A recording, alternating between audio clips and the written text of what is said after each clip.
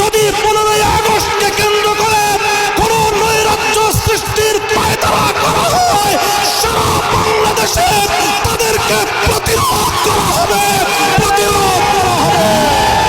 হাসিনাকে ধরে এনে বিচারের কাঠগড়ায় দাঁড় করাতে হবে। প্রিয় সাথী ও বন্ধুগণ, বক্তব্য শেষ।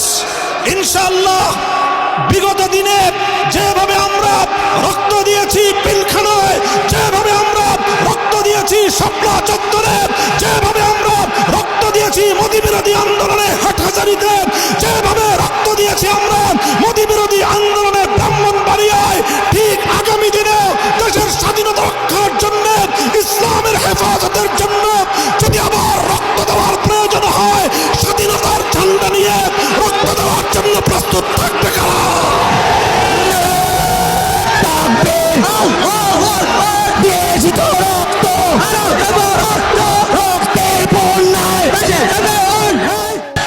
রাজপথের জিবাজালা আল্লাহ মামুনুল্লাহ, আল্লাহ মামুনুল্লাহ।